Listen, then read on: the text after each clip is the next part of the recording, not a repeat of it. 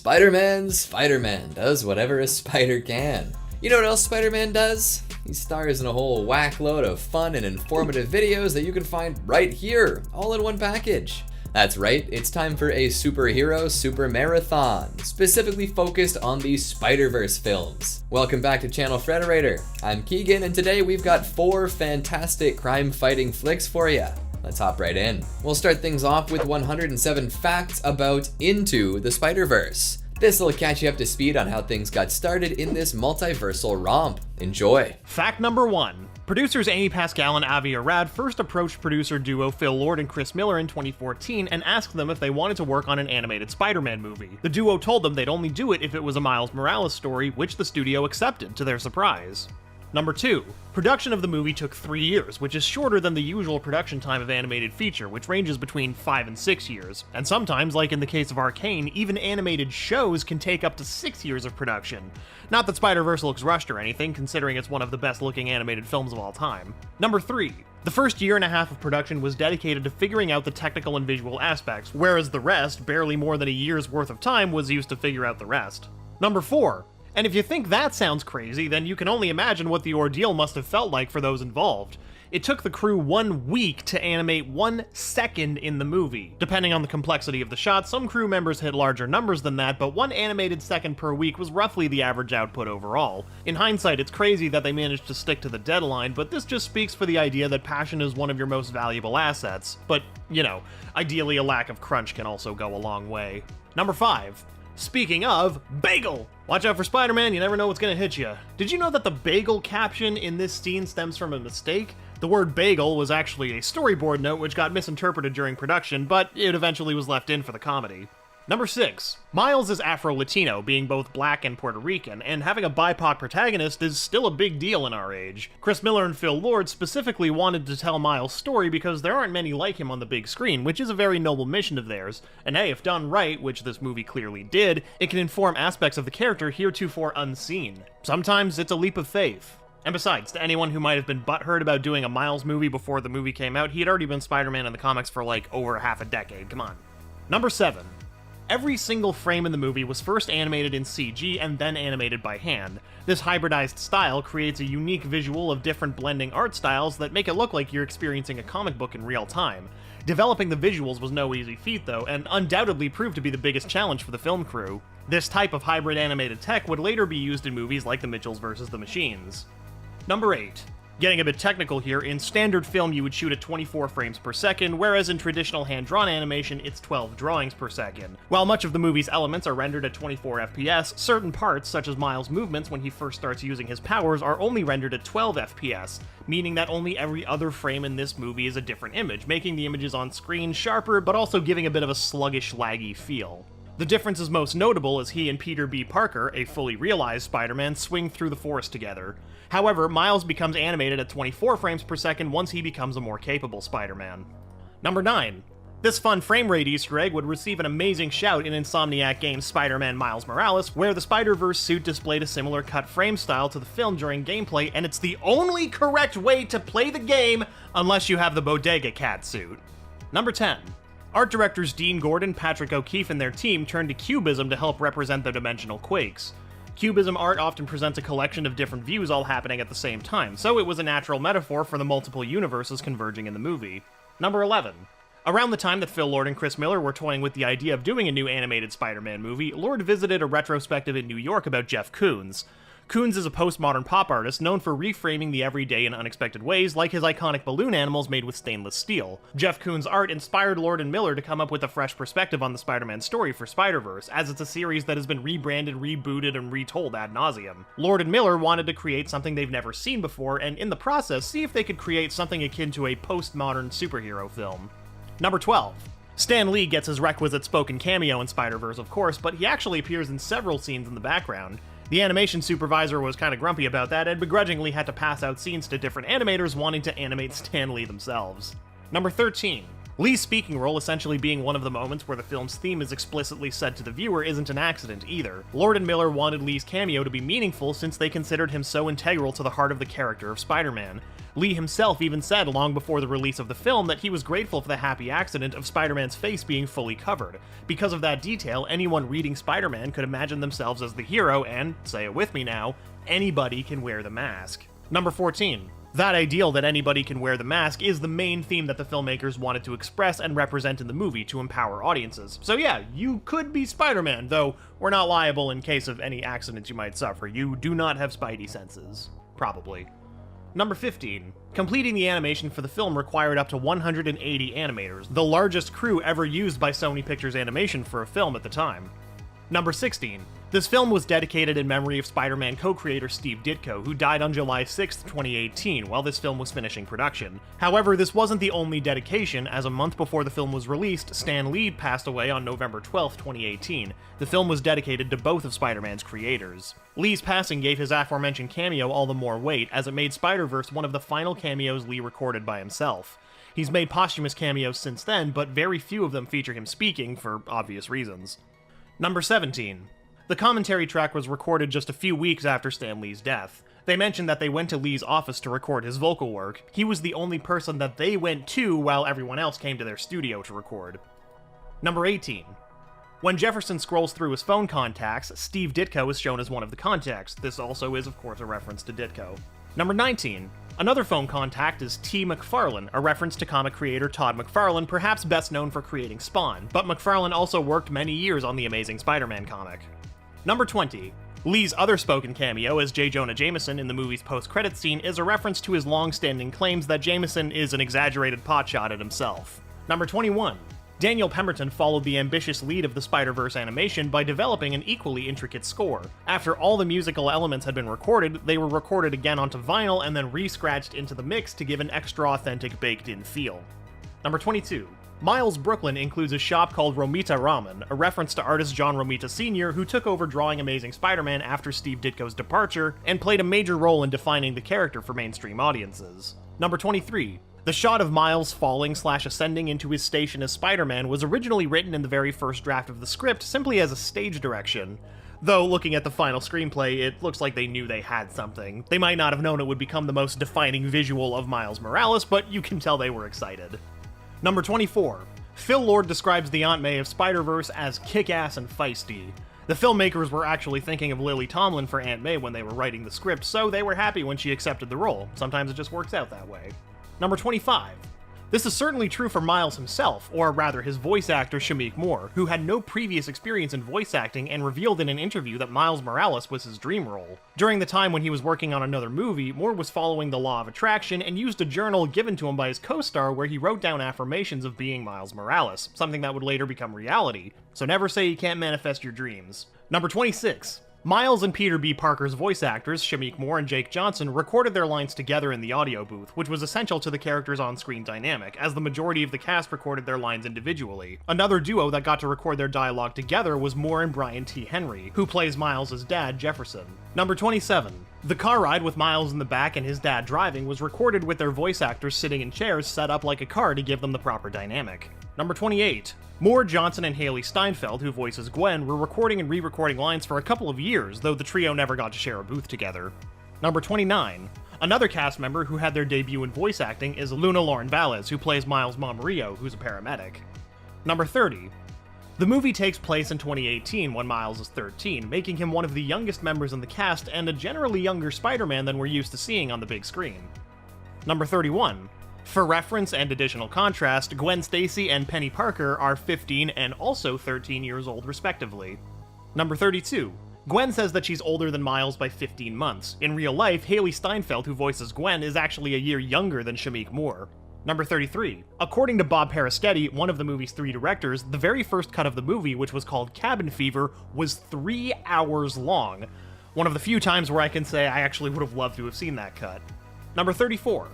Due to the large amount of ideas that the crew had, they had to shuffle a bit, and once the heart of the movie, Miles and his family, was set, the movie started becoming more concise. But according to co-director and co-writer Rodney Rothman, no characters were cut, and most of the movie's fundamental bones from the first draft remained in its final version. Number 35. Ultimately, though, with a project as big as this one, sometimes you can't prevent cut scenes. 10 minutes of finished animation landed on the cutting room floor. Number 36.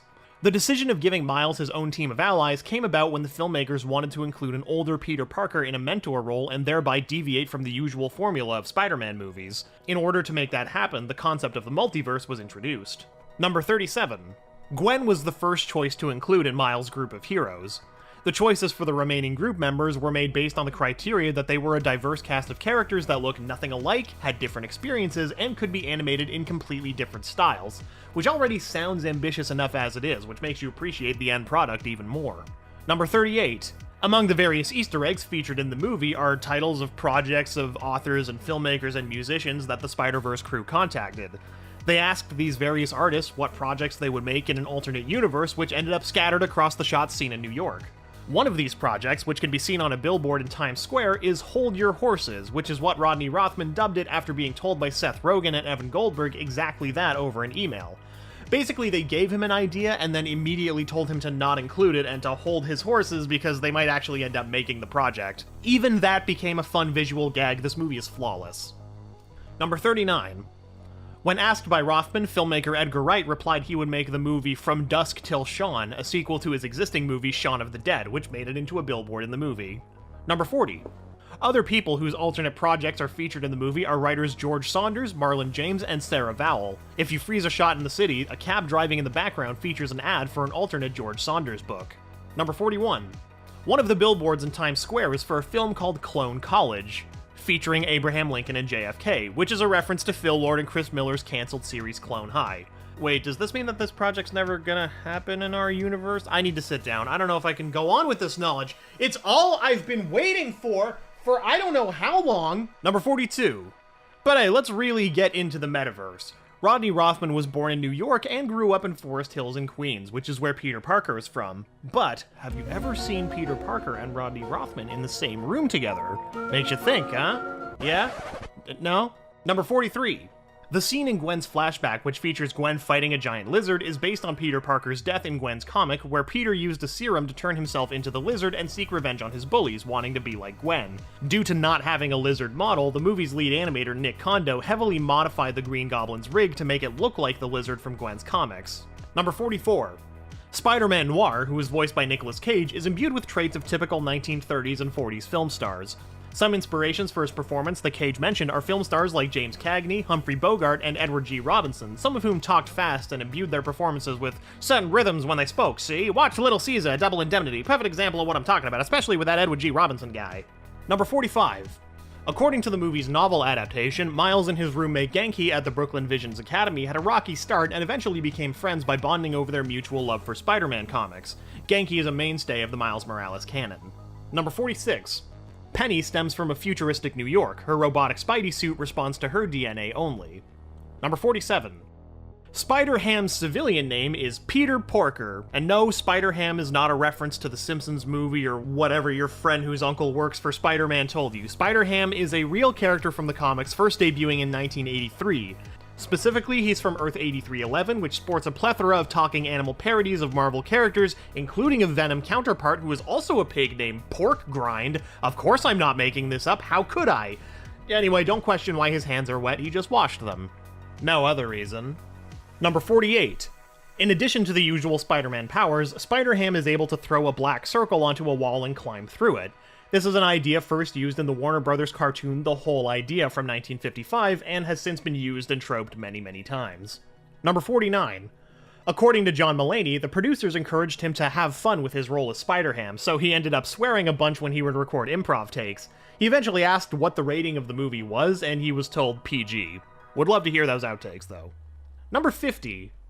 During the ending, Miles zips past a store called Perry Joe, a reference to Joe Perry, lead guitarist of Aerosmith and noted Spider-Man fan who performed the theme song for New Spider-Man. Number 51. During the coronavirus pandemic, Jake Johnson offered to record free personalized messages as Peter B. Parker for children under quarantine. Number 52. According to composer Daniel Pemberton, Miles' theme is a combination of the many facets of his character, including the sounds of a real aerosol can. Another theme that would appear in Insomniac's Spider-Man Miles Morales, where Miles would swing around Manhattan recording natural or environmental sounds to eventually mix into beats. The writer of the script is now asking me to say what sorts of sounds I might used to compose my theme? I don't know, man. Mouse clicks? Rainfall? Sad sighs? I don't like this game. Number 53. Prowler's signature siren noise has the sounds of an elephant as its base because the filmmakers wanted the noise to be frightening but also sad.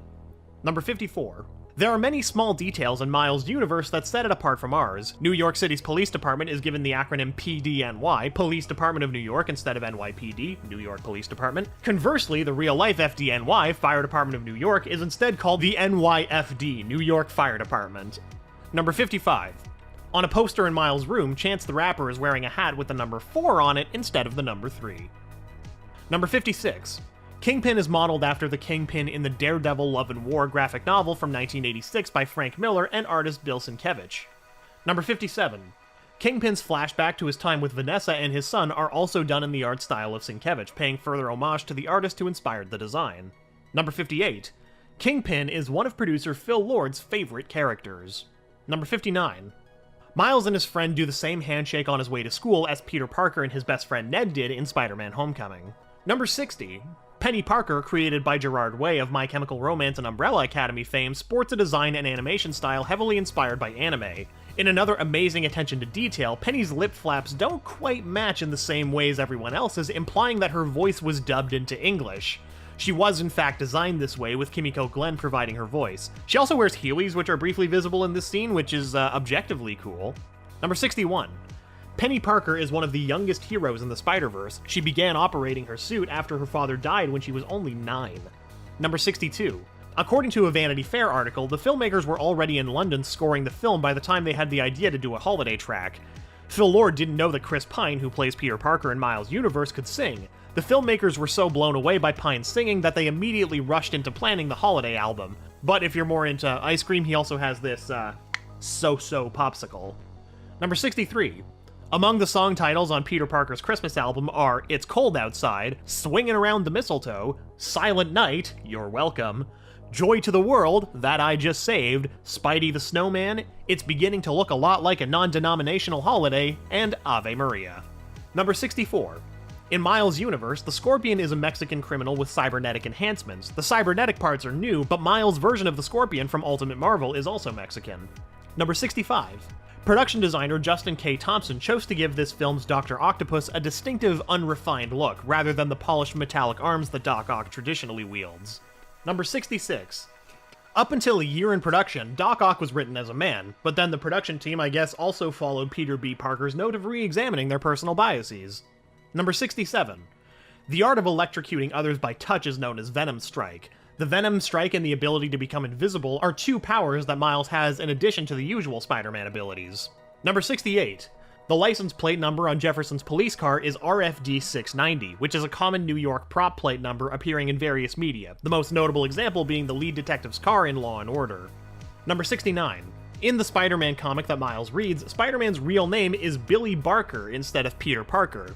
Since the comic book was published in a world where Spider-Man is a real person, the author supposedly didn't know what Spider-Man's real name was and made one up. Number 70. The Planet Hollywood restaurant and resort chain is called Planet Inglewood. This also carries the implication that in Miles' universe, Inglewood is the heart of the American film industry. Number 71. While they're never named in the film itself, the band that Gwen plays drums for, the Mary Janes, has an advertisement that can be seen amongst the New York signage in Miles' universe. Number 72. The graffiti montage with Miles and Uncle Aaron was one of the earliest completed scenes and served as a lodestar moving forward to inform and inspire them with later scenes. Number 73. The filmmakers drew upon the real Large Hadron Collider in Geneva as inspiration for Kingpin's collider in the movie. The Large Hadron Collider is the largest and most powerful collider in the world. It's situated in a tunnel that has a circumference of 17 miles. Number 74. Director Bob Paraschetti had his wife and kids tag their names in the tunnels, which can be seen in a couple of shots. Number 75. The Kirby dots during the Collider sequence honor their namesake, Jack Kirby, a known comic book artist who had used that as sort of a way to show cosmic energy, and also worked at Marvel and DC Comics throughout his career. Number 76. In order to illustrate the multiple universes, the Sony Pictures ImageWorks technical team developed a camera array that could project 7 different angles at once, allowing them to render each image in a different style. Number 77. When Peter and Miles meet with the other Spider People in Aunt May's secret base, behind them are several pods containing more Spider-Man costumes. One of them has the white spider emblem on the chest like in Insomniac's original Spider-Man game, and in fact, all of the suits visible can be unlocked in that game. Number 78.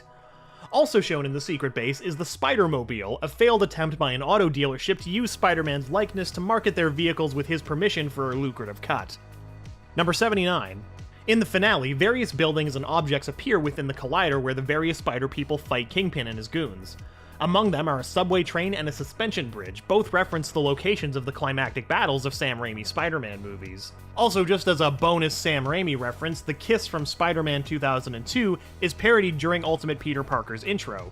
Rather than Spider-Man kissing Mary Jane upside down because he's hanging from his web, Spider-Man is standing on the ground but Mary Jane is hanging upside down from a fire escape. Number 80. There's a billboard with Scarlett Johansson advertising Lucy with an E, an alternate universe version of Lucy. Number 81. Early in the film, Miles says that leaving his shoes untied was a choice, representing his irresponsible nature and misguided attempts to carve out an identity. He trips on his shoelace while training, causing him to break the goober. When he commits to the responsibility of being Spider-Man, his shoes are tied. Number 82. While the contents of the Spider-Man comic that Miles' roommate reads are entirely fictional, the cover is a reproduction of Amazing Fantasy number 15, Spider-Man's first appearance. Number 83. Tobey Maguire was almost cast as Peter B. Parker, but the filmmakers feared that audiences would find it too confusing. John Krasinski was also considered for the role at one point. Funnily enough, Spider-Verse may have in fact primed audiences for the multiversal plot of No Way Home, which was decidedly not confusing to modern moviegoers. Number 84. During a flashback sequence, when Peter B. Parker recalls his marriage to Mary Jane, he steps on a glass at the end of the ceremony. Many viewers took this as an indication that Peter B. Parker was being depicted as Jewish, an interpretation that was later verified by the movie's co-director Rodney Rothman in his February 2019 interview with Jerry Miller in the Jewish Journal. Number 85. In Miles' universe, Snapchat is still called Peekaboo and Google is still called Backrub, which were both their original names before rebranding into the megacorps we know today. Well, maybe not so much for Snapchat these days. Number 86. When the Peter of Miles' universe does his intro spiel at the start of the film, he's shown holding two vehicles from falling off each side of a bridge, which he did in the first big action scene of The Amazing Spider-Man. The pose he makes while holding the buses is a direct reference to the ferry sequence from Spider-Man Homecoming, where Peter tried to keep two halves of the Staten Island ferry from sinking. Number 87. The approval stamps on Miles' True Life Tales of Spider-Man comics are from the Cabin Fever production code rather than the Comics Code Authority. You may have noticed that this is a reference to the film's original working title. Number 88. Among the names in Miles' phone contacts are B. Bendis, Sarah Pichelli, and Jason Reynolds. Brian Michael Bendis and Sarah Pichelli are the writer and artist who created Miles Morales in Ultimate Spider-Man, and Jason Reynolds illustrated and wrote one of the comics. Number 89. In addition to creator cameos, Miles' contacts also include references to numerous characters related to Spider-Man, including Cindy Moon, Jessica Drew, Billy Braddock, Karn, Ezekiel Sims, and Monica Chang. Number 90. The inclusion of Alchemax instead of more well-known corporations of the Spider-Man mythos like Oscorp or Roxxon teases the appearance of Miguel O'Hara, aka Spider-Man 2099, in the post-credits scene. Number 91. The comic book Tale of Two Spider-Men that pops up on screen after Miles first discovers his powers is reminiscent of the Spider-Man 3 movie poster. Number 92. The What's Up Danger scene name was Rise Up in storyboard sequences. Number 93. Alex Hirsch, creator of Gravity Falls, was one of the story contributors to the film while being uncredited. He was also going to voice J. Jonah Jameson while doing his Grunkle Stan voice for the character, but couldn't do it due to his schedule. Number 94. Comic book artist Marcelo Vignali hand-drew some of the comics that Miles encounters in the film. Vignali was a big fan of the animated Spider-Man TV series. Number 95. When Peter B. Parker recalls how he came into Miles Morales' universe, you can see there are 5 blobs released when the Collider blows, foreshadowing the total number of other Spider-People pulled into this universe. Number 96. At the beginning of the film, the famous phrase, "with great power comes great responsibility," is actually said by Cliff Robertson, who played Uncle Ben in the original Spider-Man trilogy with Tobey Maguire. The quote was pulled from Spider-Man 2002's archival footage as Robertson passed away in 2011. Number 97. Originally, Penny was going to die along with her mech, but this was deemed too brutal for a kids' movie, so she survived the destruction. Number 98. A scene was pitched that would feature cameos from Tobey Maguire, Andrew Garfield, and Tom Holland, all playing their versions of Spider-Man from the Raimi, Webb, and MCU universes. However, this idea was scrapped. At the time, that idea did sort of come back later. Number 99. The comic book version of Prowler wears green and purple, but production designer Justin K. Thompson and team gave him an all-purple costume for this movie. Number 100. Miles' physics test is dated December 2nd, 2018. While it's possible that the Ultimate Universe has a different calendar, a concert poster in Miles' dorm room shows a December date. Since Miles was purposely trying to fail the physics test, December may have been yet another attempt to convince his teacher that he's too dumb to be attending the academy. Number 101. The sneakers Miles wears are Nike Air Jordan 1 Retro High Tops. For the release of the movie, Sony and Nike worked together to develop the Air Jordan 1 Origin Story shoes, which are based on Miles' shoes. Number 102. This is the first non-Disney Pixar film to win the Academy Award for Best Animated Feature since Rango in 2011. Number 103. This was also the first Spider-Man film to win an Oscar since Spider-Man 2 in 2004, which won for Best Visual Effects. Number 104. When Miles first visits Uncle Aaron's apartment, the television is playing a clip from the show Community. The beginning of that episode shows Donald Glover's character Troy getting out of bed wearing Spider-Man pajamas, which was a reference to an unsuccessful 2010 online campaign to get Donald Glover a chance to audition for the lead role in The Amazing Spider-Man. Number 105. The success and popularity of the movie was felt deeply by Sony, who were quick to announce 2 sequels. Spider-Man Across the Spider-Verse, Spider-Man Beyond the Spider-Verse, and also a spin-off movie which focuses on 3 generations of female Spidey heroes. Across the Spider-Verse is currently slated for release on June 2nd of 2023. Number 106. At the recent Annecy Film Festival, some of the sequel's plot was revealed, including the return of the Vulture and the appearance of Spider-Man 2099, who will be voiced by Oscar Isaac. And number 107. We also got a glimpse at Miles Morales' next foe, the Spot, whose entire body is covered in interdimensional portals made to feel like living ink that can send him anywhere he wants to go.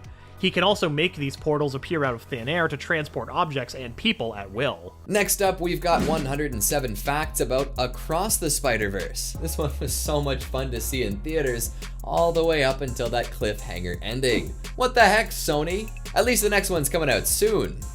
Right? Oh, it got delayed? Oh man. Well, at least you can enjoy these facts anyways. Number 1. Spider-Man Across the Spider-Verse is a sequel to the Oscar-winning animated film Spider-Man Into the Spider-Verse. But you already knew that, didn't you? Number 2. Speaking of things that you already knew, this film features a massive amount of Easter eggs. There's plenty for fans to spot and enjoy, and you're probably here to see all the ones you missed. Never fear, we've got plenty. Number 3. The film features over 200 different Spider People. In the face of potentially infinite Spider People, that doesn't seem too impressive, but come on, having 200 in one movie is pretty cool. Number 4. The film opens with a logo of the Comics Code Authority, a nod to the organization that regulated comic books from 1954 to 2011. This logo was also present in the opening credits of the first film, Spider-Man Into the Spider-Verse. Number 5. The film catches us up on what Gwen Stacy, voiced by Haley Steinfeld, has been up to since the last film. Gwen's universe has a watercolor aesthetic and is very stylistically similar to Robbie Rodriguez's original comics. Number 6. Speaking of Gwen Stacy, in her universe, she drums in a band called the Mary Chains. Ha! Number 7. We get a deeper look at Gwen's universe's version of Peter Parker, who turns himself into the Lizard. The two go head to head, and Gwen, not realizing that the Lizard is actually her best friend, ends up being unable to stop Peter's death. Number 8. J.K. Simmons reprises his iconic role as J. Jonah Jameson, Spider-Man's harshest critic, not to mention editor extraordinaire, in multiple variants across the Spider-Verse. Number 9. JJJ seems to function a little differently than Spider-Man when existing across multiple universes. It's always J.K. Simmons. Number 10. The film introduces Yuri Watanabe, a police lieutenant who is a regular face in various Spider-Man storylines. In the comics, Yuri eventually adopts the alter ego of Wraith. Number 11. An old-school Italian Renaissance variant of the Vulture makes a very stylish appearance. Number 12. Renaissance Vulture doesn't get to stick around long though, as Spider-Man 2099 arrives to take care of him. 2099, aka Miguel O'Hara, is voiced by Oscar Isaac. Number 13. 2099 originates from Spider-Man 2099 and is pretty different than classic Spider-Man. He became superpowered while trying to cure his addiction to a drug he was tricked into taking and had half of his DNA reprogrammed into spider mode. This gave him super strength and speed, but no spider sense. He can also see in the dark and has fangs. Number 14. 2099 is assisted by his own personal AI known as Lila. not Rocket Raccoon's soulmate, but Lyrate Lifeform Approximation. Number 15. Across the Spider-Verse also premieres the first big screen appearance of Jessica Drew, also known as Spider-Woman, voiced by Issa Rae. Number 16. Drew gets some serious badass points on merit of her being pregnant while fighting crime and also having a sweet motorcycle. Number 17. Drew's comics counterpart is a few degrees of Kevin Bacon away from the High Evolutionary. Her father was a research partner of said Guardian's Big Bad and managed to develop a spider serum to help her recover from a childhood illness, although she did get put into one of the High Evolutionary's accelerator tubes. Number 18. Her powers in the comics are a little odd too. She uses bioelectricity, can glide in the air, and also uses pheromones to control the men in her immediate vicinity. Didn't get to see any of that in the movie. Number 19. Spider-Man 2099 drops a little No Way Home reference, lamenting and don't get me started about Doctor Strange and the nerd from Earth 199,999. Seems like Peter and Strange caused some real issues in the Spider-Verse with that whole conundrum. Number 20. When 2099 rips off one of the Vulture's wings, the villain pulls a new wing from a pocket dimension. This makes 2099 a little exasperated as he mentions hammer space. Number 21. What's hammer space? Well, think about characters, often cartoons, who seem to have an infinite supply of invisible and impossible storage space. Pulling a comically large hammer out of a teensy tiny pocket, dropping an anvil that materialized out of nowhere out of someone's head. It's not fully explained, but it does have a fun moment in the sun. Number 22. Genke, Miles' roommate, is seen playing the 2018 Spider-Man game from Insomniac and PlayStation Studios, which is funny because he's also a character in that game, too. I wonder if he noticed. Number 23. The Spot, voiced by Jason Schwartzman, is introduced as the main villain for the Spider-Verse trilogy. Number 24. The Spot, aka Jonathan Owen, is a high-ranking employee at Alchemax who brought the spider that bit Miles into their universe while testing Kingpin and Olivia Octavius' collider from the first film. Number 25. The Spot also got his powers thanks to Miles Morales, although he doesn't seem too thankful for them. When Miles destroyed the Super Collider, Owen was the one caught in the explosion and mutated into the villain we now see in the movie. Number 26. The Spot has the power to create his namesake spots, which are essentially little black holes in space. These can be used to travel between dimensions or to teleport himself and objects throughout space. Number 27. He even makes a fun little reference to another Spider-Man villain by claiming that he's got the power of the multiverse in the palm of his hand. Doc Ock would be proud. Number 28.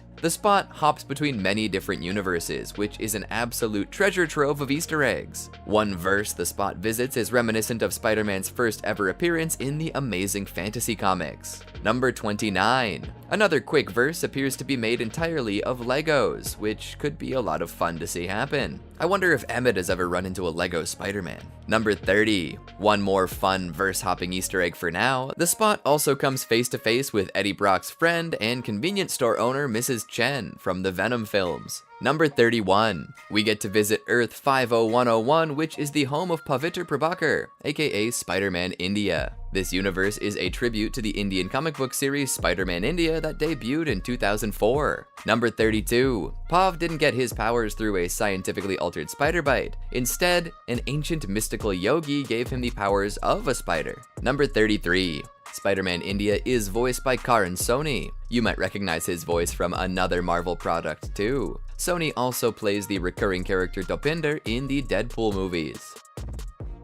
There's also a universe where Spider-Man's a cowboy, a nod to the comic book series Weird Western Tales. Number 35. And on that note, let's shine a spotlight on some of the alternate Spider-Men and the comics they likely come from that we see in the background during the movie, rapid fire style, starting with Samurai Spider-Man. This one has a pretty wicked action figure from Bondi and might be a nod to the 5 Ronin series, although that features Wolverine, Hulk, the Punisher, Psylocke, and Deadpool, not Spidey. Number 36. Then there's Bag Spider-Man. This is more of a one-off, but it does exist in the comics. Spider-Man ditched the symbiote suit and is given a spare costume by the Human Torch, complete with a paper bag to complete the anonymity. Number 37. Hark. Medieval Knight Spider-Man makes a quick appearance. This version could be pulled from the Marvel Medieval universe where Spidey is an armored knight with blades in his wrists instead of webs, or maybe even Peter Parquois from Marvel 1602. Number 38, get your bananas ready as Monkey Spider-Man from Marvel Apes has a moment in the sun too. Number 39, if you spend a lot of time looking at different types of G-pens and ink, you might have noticed the Mangaverse Spider-Man swinging about. This version of Peter Parker is a member of the Ninja Spider Clan and has ninja training to augment his spider powers. Number 40, remember Peter Parker's high school bully, Eugene Flash Thompson? Well, in an alternate universe, he is bitten by a radioactive spider of his very own and becomes Captain Spider. He's got most of the same powers as Spider-Man, but he never develops web shooters. You can tell it's not regular Spider-Man by the shock of ginger hair poking out of the top of the mask, and you can see that ginger hair make a guest appearance in this movie. Number 41, of course, Werewolf Spider-Man makes his own appearance. Number 42, in another wild canon event, we meet the Superior Spider-Man. This version of Spidey witnessed the demise of Peter Parker and is actually Otto Octavius taking up the mantle of Friendly and Neighborhood. He's the Superior Spider-Man though, don't get it twisted. Number 43, the six-armed, mindless, monstrous doppelganger Spider-Man shows up as well. Number 44, there's a Titan Spider-Man taking after the race Thanos belongs to. Number 45, we see another alternate Spider-Man make an appearance from a universe where Uncle Ben never bites the dust. Armored Spider-Man becomes a billionaire and a jerk and thinks he's better than everyone, although he can shoot lasers, so I guess that does make him better than most. Number 46. Who says superheroes can't get dressed up? Dapper Spider-Man makes an appearance and looks good doing it. Number 47. Anti-heroes and foils get a chance to briefly shine here too, as Kane Parker, aka the Scarlet Spider, makes a quick appearance. Kane was originally a villain, a clone gone wrong that wanted to take out some of his anger on the world, but eventually redeemed himself. Number 48. Similar to Mystique, there is a shape-shifting Spider-Man, which brings up a lot of questions as to how this Spidey would handle his crime fighting. Number 49. Briefly spotted in trailers too, Cyborg Spider-Woman makes her debut in Across the Spider-Verse. This hulking, metallic spider variant sports an enormous arm cannon and is pretty darn intimidating. There was an action figure released by Hasbro ahead of time too. Number 50. Insomniac's video game Spider-Men show up too. Number 51. Spider-Rex, a Tyrannosaurus Rex version of our hero, pops in for a visit. Yes, that is real. He got his powers from a meteorite filled with spiders. Look it up. Number 52. And of course, Peter Parked Car is in Across the Spider-Verse. He's an anthropomorphic vehicle similar in style to Lightning McQueen and should be taken very seriously. Number 53. Back to some more quote-unquote normal spider variants, we catch a glimpse of Lady Spider, who hails from a steampunk universe. She's got some spider arms sticking out of her back, and she's pretty darn cool. Number 54. Did you catch Spider-Man Unlimited? Because he's here too. Only 90s kids remember. Number 55. Spider-Man 1967 makes his way onto the big screen as well. Only 60s kids remember. He's got the best theme song too. Spider-Man, Spider-Man does whatever a spider can.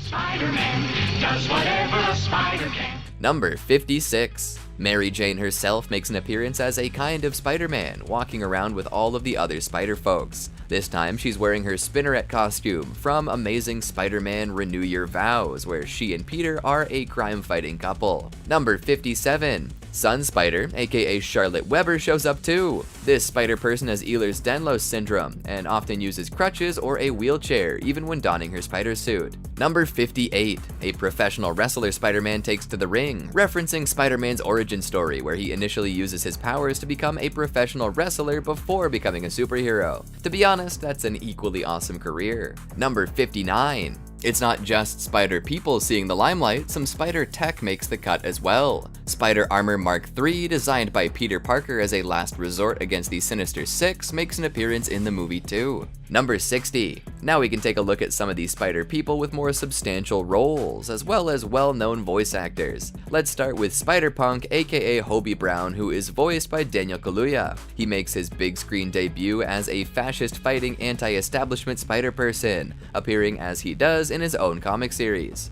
Number 61. Spider-Bite, aka Margot Kess, is played by Amanda Stenberg and comes from a universe where the majority of people's time is spent in virtual reality. She's all about stopping cybercrime. You might recognize her voice as Stenberg also played Rue in The Hunger Games. Number 62. The Scarlet Spider is voiced by none other than Andy Samberg of The Lonely Island, Brooklyn Nine-Nine, and more. His secret identity is Ben Reilly, the clone of Peter Parker from the controversial Clone Saga arc of the 90s. Number 63. Donald Glover makes a cameo in the film as a live-action version of the Prowler. Glover previously had a small role in Spider-Man Homecoming as the Prowler's alter ego, but this is the first time he's appeared in full costume. Number 64. The film includes footage from different Spider-Man universes during a scene explaining the concept of canon events. These are occurrences that happen in every Spider-Man's timeline, like loved ones dying. Footage from The Amazing Spider-Man is shown, with Andrew Garfield's Peter Parker witnessing the death of Captain George Stacy. Number 65. In addition to Andrew Garfield's Spider-Man, Tobey Maguire's web-slinger from Sony's original trilogy also appears. In the same canon event, Maguire's Peter Parker loses his Uncle Ben in the tragic scene from the first Spider-Man. Number 66. The Spectacular Spider-Man, a beloved yet short-lived animated series that ran on Kids WB on CW and Disney XD for 2 seasons, makes a return in Across the Spider-Verse. Josh Keaton reprises his voice role briefly in the Spider Society headquarters. Number 67. The adorable wild child of Peter B. Parker, Mayday Parker, is an early version of Spider-Girl from the comics. However, she's just a baby for now, who for some reason has her own web shooters. Thanks, Peter. Number 68. A couple of villainous plushes can be spotted in Mayday's crib. Cartoony, cozy versions of the Green Goblin and a masked octopus, probably referencing Olivia Octavius, are there to comfort the tiny hero when it's time for bed. Number 69. Marvel and Sony have hinted that Mayday Parker may eventually get developed into her own Spider-Girl film series. Probably focused on when she's no longer a baby, but who knows? I'd watch a Spider Baby movie just to see what happens. Number 70. Want some more? One of the Spider Society members is Metro Spider-Man,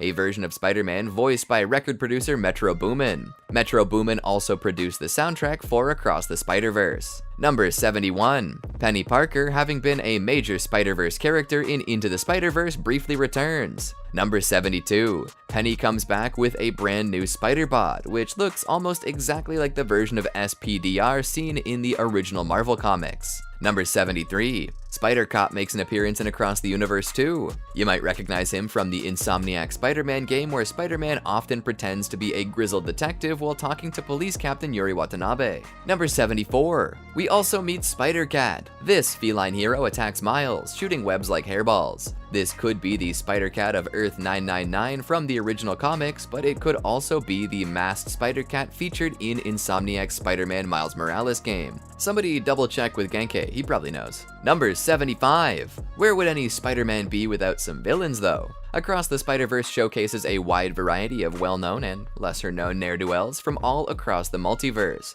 most of whom are shown in the Spider Society jail. The Spot was elevated to arch-nemesis status in this movie, but others like Grizzly are still shown to be as ineffectual as ever. Number 76. Miles runs into a classic villain of the week, Armadillo, on his way home on the subway. Number 77. Kraven the Hunter, one of Spidey's most legendary foes, is locked up here, no doubt waiting for an opportunity to pursue the most dangerous game once again. Number 78. Mysterio, a rival of Peter Porker's, is also in jail here, but definitely doesn't inspire the same kind of awe that Kraven does. Number 79. Even harder to place are Video Man and Typeface, both so silly that it's hard to believe that they made it into the movie at all. But hey, if you're gonna go for a deep cut, you might as well make it deep. Number 80. Every new version of Spider-Man was introduced with a personal origin narration beginning with "Let's do this one last time." However, Across the Spider-Verse shifts gears with a deeper dive into Spider-Gwen's history with the opener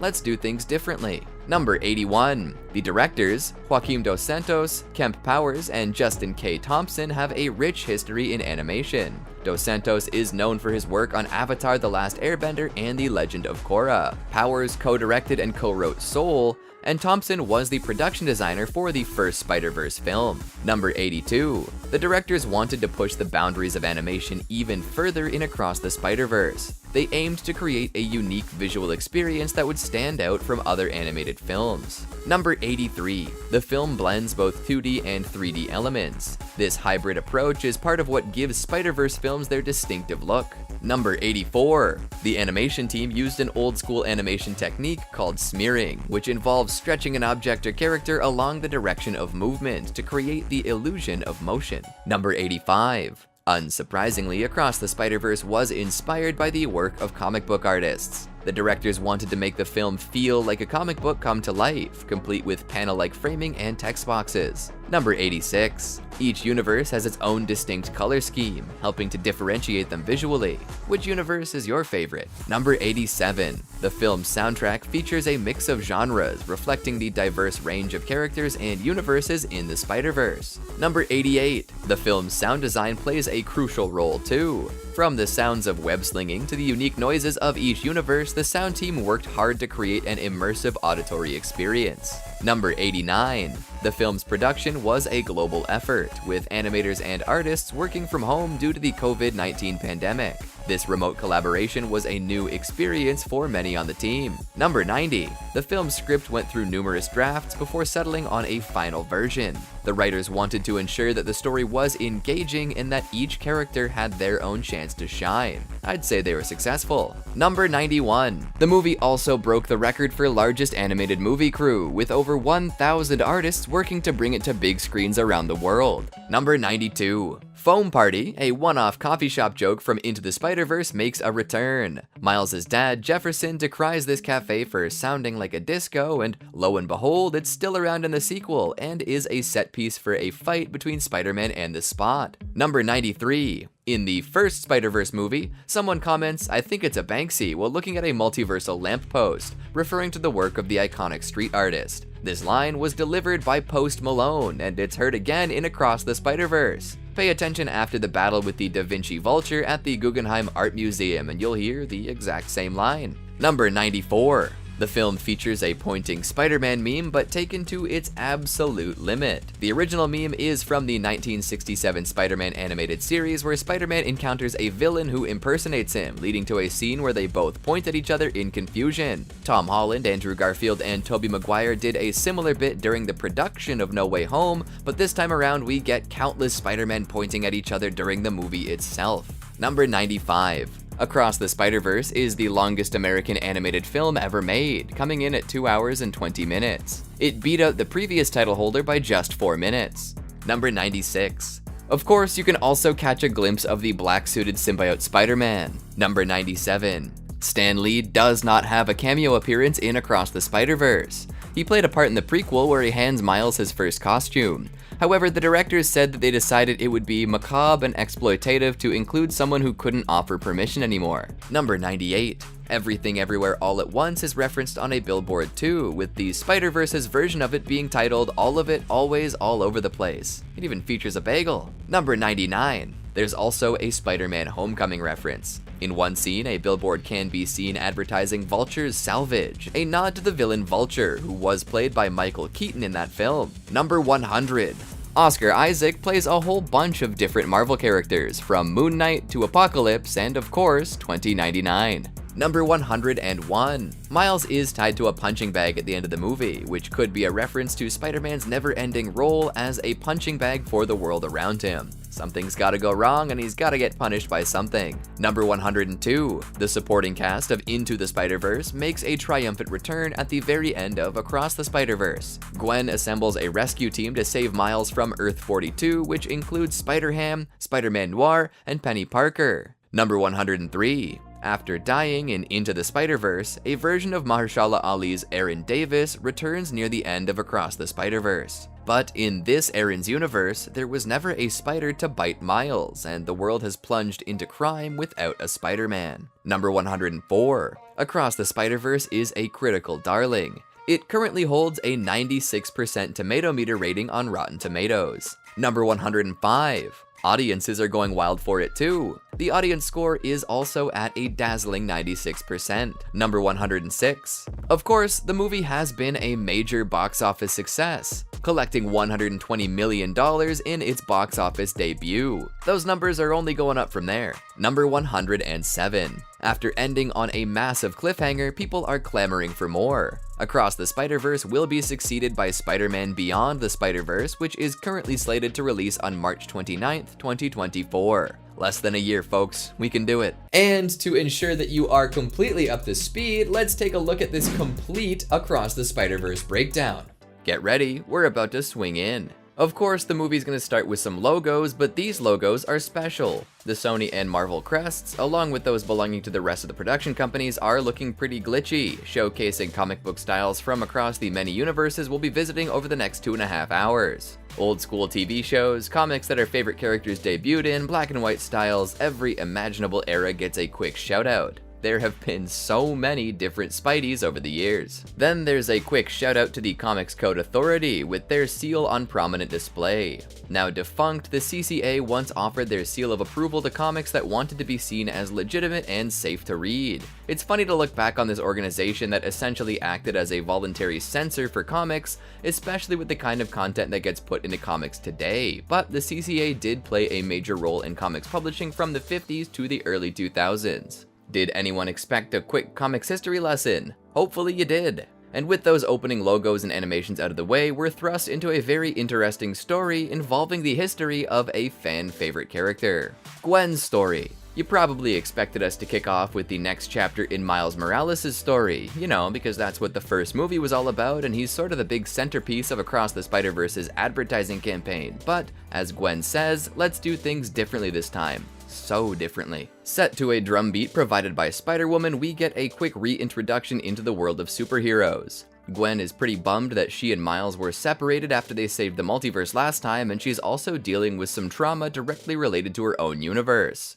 Namely, her cop dad wants her alter ego behind bars, and her bestie turned into a lizard and accidentally got smushed during an altercation with Spider-Woman. Her band doesn't really love her self-pity and refusal to communicate what she's feeling, so she quits. You might have noticed that Gwen's universe looks a little different than the others. It's a wash in pastel colors akin to the style of comic book artist Robbie Rodriguez. Keep an eye on style changes when we switch between universes, although I probably don't have to tell you that. After a quick chat with her dad, they hug it out, but Papa gets an update on some strange activity at the Guggenheim and rushes out. Gwen naturally dons her Spider-Woman costume and swings her way down to the art museum. She's wearing ballet flats, just keep that in mind for now, alright? There, she meets an Italian Renaissance version of the Vulture, complete with Da Vinci-esque weapons and contraptions. He's obviously out of place, all parchment paper and quill ink in a world of soft pinks and blues. Gwen starts to scrap with the displaced supervillain who really doesn't seem to get modern art. This leads to a Jeff Koons balloon dog joke that made me chuckle. Did you chuckle too? Italian Renaissance Vulture gets the upper hand, or is it the upper claw, on Gwen, and is about to deliver a brutal blow when Miguel O'Hara, aka Spider-Man 2099, aka Blue Panther, aka Dark Garfield, shows up, accompanied by his iconic sound effect and his AI assistant Lila. He joins the fight with some tech that is definitely from the future and still can't manage to pin down the winged villain. He also lets Gwen know that she and Miles definitely messed with the multiverse and have made a lot of tears for him to clean up. Kinda like that nerd from Earth 199999. Vulture causes more chaos, resulting in Miguel calling for backup, which turns out to be Jess Drew, another version of Spider-Woman. This version just so happens to ride a wicked motorcycle and is pregnant. Gwen is impressed, to say the least. The 3-on-1 fight begins, and it starts to look like Italian Renaissance Vulture is going down, but not without a Hail Mary. He blasts through the skylight, takes down a helicopter, and gets caught by Miguel. The trio of spider people have to think quick to stop the falling helicopter from generating even more collateral damage, and everything turns out pretty well. Well, in terms of the public safety. Gwen, on the other hand, gets found by her father, who really wants to arrest Spider-Woman. He thinks that she killed this universe's Peter Parker and also has a gun pointed at her. Gwen takes off her mask, thinking that proving Spider-Woman is his daughter will make him give up, but he does not. Miguel and Jess snag Pops in a futuristic trap to get Gwen out of this pickle and get set to head back to home base with the anomalous Vulture. Seeing that Gwen is in trouble, Jess tries to convince Miguel to let the hooded Spider-Woman join their crew, which he reluctantly accepts. Gwen joins the Spider Society and is off to wherever they're headed. Which brings us to the next part of our story, Mr. Miles Morales. Miles' story. Welcome back to Brooklyn, folks. Here, Miles is doing what he can to keep up with his friendly neighborhood Spider-Man duties while trying to adjust to life without his multiversal friends, specifically Gwen. Add in the pressures of being a high-performance high school student with pushy parents and you've got a recipe for hero fatigue. This is a young lad who's having trouble balancing his responsibilities and doesn't quite know what he wants to be. Running late to an appointment with what I can only assume is a fancy school's version of a guidance counselor, Miles stops in for a quick bodega patty. It's here that he first encounters the Spot. This Dalmatian, cow-looking dude can generate dark portals all over his body thanks to the big Alchemax Collider explosion that happened in the first movie. His whole body got changed, he lost his friends and family, and his life was ruined. Thus, he's using his portals, or spots, to rob convenience store ATMs. Running into Spider-Man gave him new purpose though, as being called a villain of the week by our titular hero gave him an inferiority complex strong enough to thrust him into supervillainy. He feels as if he gave Spidey his powers by bringing in a radioactive spider from another universe, and as such Spider-Man owes him something. Sometimes all you need is a quick kick in the pants to figure out what it is that you want to do. Speaking of, after Miles made a quick appearance at the guidance meeting, he had to dash off and take care of the Spot once more. Miles' dad, soon-to-be police Captain Morales, joins the chase, which takes them all to the place where the Alchemax Collider blew up. The Spot gets mad, like scary mad, but ends up kicking his own butt into another universe. And I'm not exaggerating, that is literally what happens here. With the villain suddenly out of the picture, Spider-Man and Papa Morales get a chance to shoot the breeze. Miles sorta gets through to his dad about letting him spread his wings, so to speak, and then runs off before he accidentally lets it slip that he's actually his son. All this action puts Miles a little behind schedule, and he's gotta pick up some cakes for his dad's promotion celebration. He asks the cake maker to add a few more words than a cake can handle and gets caught up in some petty crime fighting on his way to the soiree. The end result of these misadventures is arriving at the party after his dad gave a heartwarming speech, and the cake spelling out something you probably don't want to see on a day of celebration. Miles obviously can't tell his parents that he's Spider-Man, so he doesn't explain himself and gets grounded. Bummer. So Miles gets grounded, but you know who didn't get grounded? Spider-Man. So when Gwen shows up sporting a cool new multiverse traveling watch, he decides he can most definitely slip out. Miles and Gwen, together again. The duo swings through the city, pulling stunts and combos rife with references to the previous flick. Gwen gives Miles the lowdown on the Spider Society, mentions some choice names, and even plants a sneaky little $20.99 bug to track down the Spot. Miles and Gwen make their way to the top of the Williamsburg Bank building and have some deep talks. Like life-altering teenage angst deep. They both feel like they're totally alone with nobody else to connect with. Being a superhero takes a toll, and knowing that an infinite number of other people just like you are just out of reach can't feel too nice. This heartfelt reunion is enough to get both of these Spideys back to Captain Morales' rooftop party for some food and refreshments. While munching and chatting more, Miles' parents come over to introduce themselves, which goes not so swimmingly. Duty calls, and Gwen's gotta rush off to see what the Spot is up to, leaving Miles to chat with his mom. Growing pains are real for both parents and their children, and Miles and his mother come to a better understanding. He doesn't quite tell her that he's Spider-Man, but he comes close. She relents on the hardcore grounding and sends him off after Gwen. W Mom. Now Miles knows that Gwen can't just up and let him join the Spider Society. She made that abundantly clear as they munched on rooftop party foods. But he still wants to see what the heck is up with this secret organization of web-slingers, so he goes invisible and sneaks about as she freaks out. The Spot was here and Gwen missed him, evidenced by all of these gosh darn holes in the walls. Lila generates an incredibly accurate recreation of the Spot's science experiment, showing that he's A, gotten away, and B, become a whole lot stronger. Whoops. A hologram of Jess Zoom calls Gwen and discovers that her protege has goofed up by going to meet an old friend. Not good. Still, everyone deserves a second chance, and when the Spot is tracked down by Lila, Jess tasks Gwen with teaming up with another universe's Spider-Man to catch him. No more mistakes. Miles has main character syndrome, so he decides that he better go and help after being explicitly told not to. So, using his invisibility powers to get right up in Gwen's grill, he follows her through the portal to Earth 50101. He pops out the other side in Mumbattan, the stomping grounds of Paviter Prabhakar, aka Spider-Man India.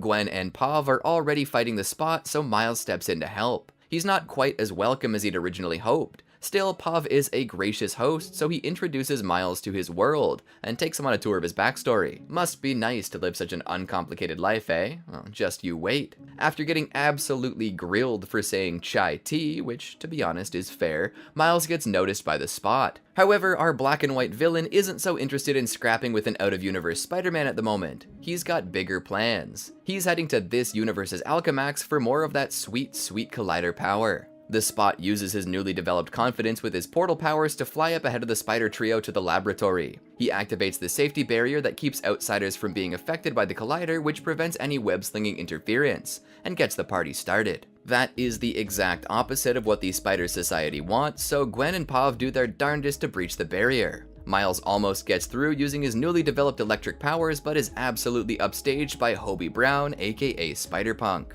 This guitar-slinging anti-fascist loose cannon of a superhero, actually, don't call him a hero, blasts through the barrier like it's nothing and joins the mayhem. Also, check out Gwen's shoes. Traded in those ballet flats for checks, eh? Seems like a little bit of visual character development if you ask me. For a second it seems like the Now Quartet might actually stop the Spot, but no, they do not. He absorbs all that good stuff from the collider and gives Miles a terrifying glimpse of what's to come. Oh man, does he make it spooky. Looks like Miles' dad is in for a real bad time. Then he disappears, leaving the lab in really bad shape. So bad, in fact, that it starts to collapse. For whatever reason, the architects at Alchemax decided to build their enormous science lab in the most precarious spot possible. This building is straight up ready to fall on hundreds of people just hanging out below. Thankfully, there are 4 spider people ready to save the day. Miles, Gwen, Pav, and Hobie all jump into action, snatching civilians from the jaws of death and blasting bits of falling debris. Pav gets distracted by his girlfriend on a bus about to enter freefall, and as he's hauling it back up onto a bridge, he also spots his girlfriend's dad,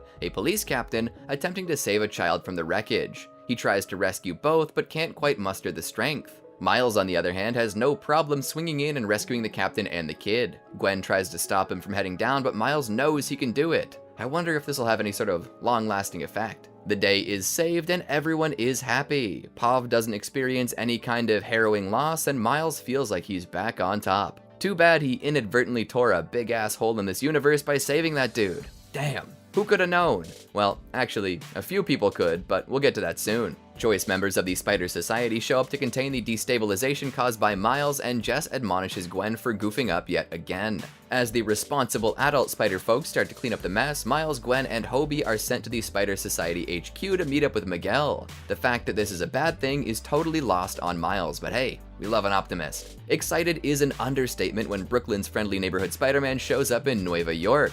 He's so stoked to see all these other versions of himself, he barely even seems to register that he's in trouble with the very organization he so desperately wants to join. The whole time that he's walking to the war room, Gwen and Hobie are trying to dissuade him from jumping in headfirst, but Miles is really good at jumping headfirst. Along the way, they meet all sorts of different spider people. Like, some counts are showing that there are like over 200 different Spideys included, maybe more. I don't have the processing power in my brain to register even half of what was going on in that theater, so you're gonna have to take my word for it. Some quick ones include the Insomniac video game versions of Spider-Man, Spider-Cop, Spider-Cowboy and his Spider-Horse, and Malala Windsor, aka Spider UK. So many spider people, so little time. The main crew makes to Miguel's mind palace or whatever, and he takes his sweet, dramatic time descending down to their level. Miles tries to be friendly and introduces himself, but Spider-Man 2099 wants nothing to do with him. He just radiates pure malice towards this 15-year-old. This will continue until morale increases. Peter B. Parker shows up in a pink bathrobe for moral support with a brand new addition to the Parker family, Baby Mayday. Adorable and sweet. He steals the scene for a bit, doting on his daughter, showing off pictures even though she's right there, and generally being the kind of dad that gets on everyone's nerves despite being a really good guy. Look, we get it. You love your kid. Now can we please talk about literally anything else? With Peter B. Parker doing just enough to really annoy Miguel, Spider-Man 2099 launches into some multiversal exposition in order to explain to Miles exactly what he's done wrong. By saving Pav's girlfriend's police captain dad, he has averted what is known as a canon event. These events are what make Spider people who they are, and must introduce a specific kind of tragedy to their lives in order to steal their resolve and teach them about responsibility. Every Spider-Man experiences an event that tears their specific Uncle Ben away from them, and if this doesn't happen, their universe can unravel. If enough universes unravel thanks to this kind of interference, the whole Spider-Verse could be at risk. Miguel also explains that he has knowledge about this firsthand, as he attempted to replace a different version of himself that was allowed to have a happy family. He lived a wonderful life for a time, but the universe collapsed around him, with his daughter literally disappearing from his arms. That's rough, buddy. Those with extensive spider knowledge might recognize some other classic Uncle Ben moments playing out in the background. We can see Andrew Garfield's Spider-Man realizing that Captain Stacy ain't gonna make it. There are other, more animated canon events playing out in little holograms all across the room. Needless to say, Miguel takes multiversal anomalies very seriously, and is none too happy that Miles has caused one by showing up unannounced. The revelation of canon events opens Miles' eyes to the very real possibility that Uncle Aaron's death in the previous movie probably wasn't enough. His soon-to-be police captain dad is most definitely in danger of being killed by the Spot. Miguel and the rest of the Spider Society see this as inevitable and necessary. Captain Morales must die in order to keep the rest of their universes intact. Miles, on the other hand, is a teenage boy who loves his family and tends to pull off heroic stunts as often as possible. It's not gonna take that lying down. Miguel figured as much and attempts to trap Miles in place in order to prevent him from getting back home to stop the Spot. But Hobie's barrier-breaking advice from earlier, along with his anti-establishment views, helps Miles burst out of the futuristic enclosure using his electric powers. Shocking. Hobie pieces out and tosses his portal watch away, and Miles goes for a light jog. Every single Spider variant is put on high alert by Miguel, who tells him to capture Spider-Man. Of course, such vague instructions leads to massive confusion, and the largest pointing meme ever put to film. Or I guess this movie's mostly digital, so put to pixels? I don't know. Regardless, this is pure gold. Miles takes advantage of this confusion for a moment and even hides behind the back of another Spider-Man. It almost works, but Miguel shows up and sets his minions on the right path. Dang, he could have got away with it too if it weren't for that meddling future spider vampire. This kicks off an unbelievably wild chase sequence with more references, Easter eggs, and spider variants than you could shake a stick at. Let's name a few standouts here. Armored Spider-Man tackles Miles near the start of the chase. Otto Octavius as the superior Spider-Man lets loose. Mangaverse Spider-Man makes an appearance. Spider-Cat coughs up a web ball onto Miles' face. Spider-Rex gets some of the punniest onomatopoeia possible with T-Whip. The bombastic Bagman tries and fails to make a difference. And even Metro Boomin's Spider-Sona tells Miles that there's nowhere to run. There was, in fact, somewhere to run. Also, in case you didn't know, Metro Boomin was behind Across the Spider-Verse's soundtrack. Nice. The gigantic chase scene continues with Miles making narrow escape after narrow escape, and all of these spider people don't seem to care all that much about the chaos they're causing for the citizens of Nueva York. A lot of cars get crashed, and nobody seems to take note of this. So much for superheroes being paragons of good and righteousness. Miles finds a way into a weird gear-filled tower, and Peter B. Parker catches up to him. He just wants to talk though, he's not like those other spider people. Peter B gives an impassioned speech about how special Miles is and how much he's impacted his life. Hell, Miles gave Peter B the strength to go back to Mary Jane and have a kid. Way to go, Miles. But even with all this dewy-eyed, heartwarming stuff, the other Spideys catch up. The chase continues onto a futuristic freeway and then what appears to be a rocket ship train, and Miles gets pinned down by Miguel. Some very hefty truth bombs are dropped. The most impactful being that Miles shouldn't have been Spider-Man at all. He is the original anomaly, as the spider that gave him superpowers came from a different universe, Universe 42. This left the other world without a Spider-Man and seems to have goofed a whole bunch of stuff up. No wonder Miguel seems to have an extremely personal vendetta against Miles. He is the physical embodiment of everything he wants to prevent. This all sort of sounds like what his family, the weird guidance counselor, and the Spot have all been telling Miles though. That his story has to go a certain way, that he has to accept a specific version of himself, that he's stuck as he is. Miles has had enough of this. Leap of faith time. He makes his way back to the lab where the Spideys send anomalies to their home universes and starts sneaking around all invisible like. For a moment, he slips past Margot Kess, aka Spider-Bite, and gets himself all rigged up to head home. The thing is, the machine reads him as being from Universe 42, you know, the one without a Spider-Man. Nobody else seems to register this fact though, and Miles starts the sequence. Miguel and the rest of the spider people with plot lines show up and try to stop Miles, but everybody but 2099 realizes that Miles should be able to try and save his dad. So Miles completes his transportation back to his so-called home dimension, leaving everyone in the Spider Society to figure out what's happening next. Gwen is shipped home because technically all of this is her fault, and she sullenly skulks back into her pastel-colored bedroom. However, her dad is waiting for her with a cute little penguin in his hand. Turns out he had some time to reflect on his actions after his daughter felt so betrayed by him that she literally left the universe, and now he's not going to be a cop anymore. This has immediate positive effects for Gwen, as her father is no longer leading a citywide manhunt for her, but it also means that Captain Stacy isn't going to get killed in her canon event. Big win for Spider-Woman. With a newly trusting father figure, she's ready to take on the crappy spider parents from another world. And wouldn't you know it, Hobie stopped by with a bootleg multiverse watch and left it with her dad. Armed with this new technology, Gwen resolves to help Miles save his dad. Now back to Miles. He's flying through the multiverse and gets coughed out atop a pretty raunchy looking rooftop. It does seem to be in Brooklyn, but there are a lot more apartment fires than he remembers. In fact, this kinda looks like if Gotham City made the cross into the Marvel multiverse. No Batman in sight though, that's a different big budget multiversal blockbuster in theaters right now. Still unaware that he's in the wrong place, Miles skitters his way home, sneaking through his bedroom window and onto the floor. His mom comes in with a load of laundry and notices that his hair isn't what she expected. She asks why he's acting so weird, and in a moment of trust and bravery, Miles admits that he is Spider-Man.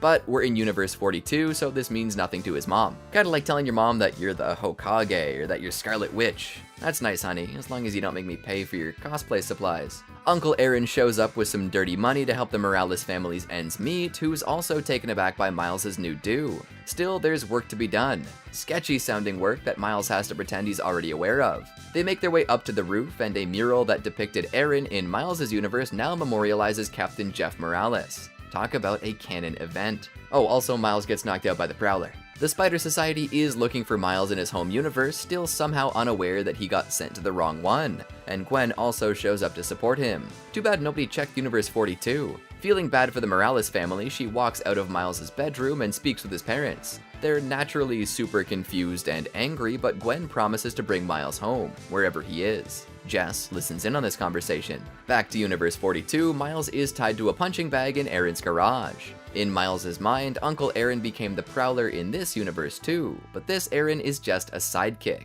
The real Prowler slinks out of the shadows, grabs his glove, and reveals his face. Yep, that's Universe 42's Miles Morales rocking braids. Things aren't looking too good for our Miles, but he seems to have an escape plan. Meanwhile, Gwen's back in the narrator chair, bringing the whole movie full circle. She's started assembling a squad of different spider people to rescue Miles and defy Miguel's Spider Society. On this elite team, she's drafted Peter B. Parker, Mayday, Pav, Hobie, Margot, Spider-Man Noir, Penny Parker, and Spider-Ham. Not a bad team for an expansion draft. Here's hoping Nick Cage gets some more speaking lines in Beyond the Spider-Verse. And don't forget the Spot. He was last seen making his way to Universe 1610 to kill Miles' family and get revenge for that collider explosion. And the bagel thing. To be continued. Revelations and explanations. Wow. A lot of stuff happened here, so much of it just sort of being set up for the next movie. Like, it was awesome, don't get me wrong, but the real action starts here. Miles is going to face off against a version of himself that turned to crime instead of heroism. The Spot is going to use his newly powered up portals to wreck everything. Miguel and Jess are going to lead the Spider Society on a multiversal manhunt, and Gwen's squad is ready to clash with pretty much everyone mentioned above in order to save Miles. That being said, let's break down some of the bigger events to gain a better understanding. First and foremost, Miles is the original anomaly. That was a real jaw-dropper. Because the spider that bit him, giving him his superpowers, was from a different universe, he technically shouldn't be Spider-Man at all. Universe 1610's Peter Parker did exist, he fought crime, and then he died. And that technically should have been the end of that story. But Alchemax had different plans and birthed both a superhero in Miles and a supervillain in the Spot thanks to their Collider program. So that whole time that Miguel was reluctant to let Gwen into Spider Society, and the fact that he will likely never accept Miles and never planned to, he was doing it because he saw Miles as a potential collapse hazard, which he was technically correct about, as Miles' interference almost cost them Earth 50101. This multiversal goof-up brought Miles back to the world where there was no Spider-Man as well. The lovingly named Go Home machine picked up on the source of the radioactive spider, not Miles, and sent his superpowers back to where they came from. They brought Miles along with them, of course. Now he's trapped in Universe 42 until someone with multiversal capabilities shows up to give him a hand, which could be quite tricky under these circumstances. It's possible that he shows the Spider-Man-less world what it's like to have a hero, but they could also be too jaded to accept any form of help. His interactions with the braided Miles will probably define his journey. The revelation that Miles is an anomaly also throws some shade at Miguel's view of canon events. Like, if Miles has been living his anomalous life this whole time without any real problems arising, how bad could a canon miss be? Plus, that spider from 42 is still hanging around, and the Spot even found it and kept it on a plaque. Also, if the Spot caused the canon event in 50101, did that not also cause a deviation from whatever story was supposed to be happening? Did Miles preventing that event undo the Spot's meddling, or did it just pile on? Maybe Miguel is overlooking some sort of extra variable that impacts universal stability, or perhaps he's just lying because Miles threatens him. Hurts my brain a little bit, but I suppose it'll all be revealed next March. Fire some of your theories down in the comments. In addition to Miles kind of flying in the face of Miguel's theories, Gwen discovers something too. By inadvertently convincing her father to give up his badge and gun, she technically averted her own canon event. Like, if he's not a police captain, he's not going to be in a situation to die while rescuing a little girl. Therefore, no Spider-Woman police captain tragedy. This also gives her the strength to get back up and collect some other Spider people from across multiple universes. Is this strictly a Miles rescue operation, or does she now believe that Miguel is dangerously full of crap, and they need to get as many people as possible to fight against the Spider Society regime? Hobie seems to have figured this out a while ago, but he's also anti-everything, so who knows? Now let's talk about our big villain who didn't get nearly enough screen time in this one, the Spot. He started out as, to borrow Miles' vernacular, a villain of the week. Not exactly a sparkling title, but he decides to do everything in his power to get some respect, and respect he gets. Holy smokes, this is another instance of this movie pretty much just setting something up for a big payoff in Beyond the Spider-Verse, but geez, he's going to be so overpowered in this next part. He's going to cause Miles some big problems, and most of all, he's opening doors between universes in a way that nobody else can. Like, in the sequence where he realizes the true power of his spots, he peeks into a whole bunch of different Spider-Verses, proving that he's got the power to be pretty much wherever he wants, whenever he wants. He finds a Lego verse, meets Miss Chen from the Venom series, pops his head into some old school comics, and more. And of course, whenever he finds an Alchemax variant, he slurps down that collider sauce and powers up. He's gonna make some moves, and they're not gonna be too good for the Spider-Verse at large. We did get to see a little bit of this in a black and white animated bit when Miles got to see their shared future together. And of course, we get a few more hints at a blossoming romance between Miles and Gwen. Neither could quite shake the memory of their friend when they were living in separate universes, with Miles constantly drawing Gwen and Gwen seeing Miles' face wherever she looked. Then Gwen skirted her Spider Society duties to visit with Miles. This ended up with some very deep talks atop, or I guess technically underneath, the Williamsburg Bank building. Could they hold hands?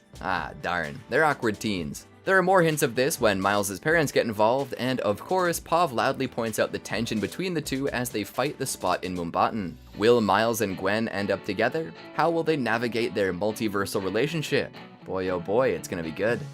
Easter eggs. This movie is stuffed to the gills with Easter eggs. I've already mentioned a bunch during the video, but why not keep the good times going? Now, what I'll say first of all is that there's no post-credits scene, right? When was the last time a Marvel movie left that out? But I guess it makes sense, considering that the next installment is hitting theaters in less than a year. To be continued is all you need to know about what's coming next, and adding some post-credits sting would just sort of be a slap in the face. Right, on to the Easter egg hunt. This won't be exhaustive until the Blu-ray comes out and I can watch it at 10% speed, but I'll do my best to point out some fun ones. Fan favorite multiverse constant J. Jonah Jameson makes a bunch of appearances across many universes. But you know what's interesting about him? He's always voiced by J.K. Simmons. Most Spider variants end up with different backstories, secret identities, and actors, but JJJ is always a newsman and is always played by the gruffest guy around. Fun. Miles' roommate Genki, pictured wearing Miles' Jordans, claims to be writing an essay, but is actually playing video games.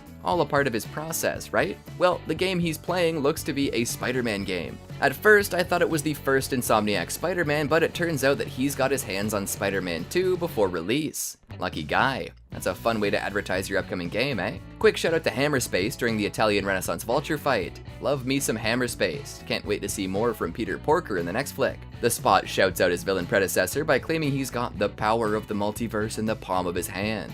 Paying homage to Doc Ock is always a good time. Jumping to a live-action cameo in this animated feature, Donald Glover has a brief appearance in the Spider Society holding cells. He's been all over the Spider-Man franchise for years. Back when he was a regular cast member on the Dan Harmon Show Community, folks were campaigning to get him to play some version of Spider-Man, and of course his character wore some Spidey-style PJs which just got the rumor mill churning. He voiced Spider-Man in one animated show and then showed up for a cameo in Spider-Man Homecoming, where Tom Holland's Peter Parker does a pretty bad job interrogating him while searching for some weapons. This time around, he's in full Prowler attire, seemingly picked up for being a multiversal anomaly. And speaking of anomalies, the Spider Society has a whole bunch of them under lock and key. Mosterio, Mysterio, a regular rhinoceros, grizzly, video man, typeface, you name it. So many goofy villains, so little time. There's also a whole lot of billboards with great sight gags and Marvel-themed puns throughout, so keep your eye on the skies for some good chuckles during your next watch. Like, so many little details that you definitely missed on your first watch through. Mayday Parker has some particularly villainous plushies in her crib, which I'm sure she snuggles into submission whenever crimes are committed. And bringing it back to the Guggenheim, as the helicopter drops and is snagged by a complicated weave of webs, somebody observes out loud, I think it's a Banksy. That exact line was uttered in the first movie too, when some glitches were prominently displayed on the side of the street. Both times this line was delivered by Post Malone. And how about that? We made it all the way through, hitting all the major plot points, discussing the implications of said plot points, and pointing out some of the more interesting Easter eggs along the way. All in a day's work. At this point, we just have to wait for Beyond the Spider-Verse to hit theaters next March. Either that or see this one a few more times and try to figure out even more. I'll leave it at that. To tide you over until that next Spider-Verse movie hits the big screen, why not learn more about the high-flying high schooler who stars in the Spider-Verse films? It's time for 107 Miles Morales facts you should know. Number 1. The creation of Miles Morales was inspired by two significant events in American history. The first was the election of Barack Obama, the first African-American president of the United States, in 2008. Number 2. This historic event sparked a conversation about representation and diversity in various aspects of American life, including comic books. Number 3. The second event was a social media campaign advocating for actor Donald Glover to play the role of Peter Parker in the 2010 reboot of the Spider-Man film.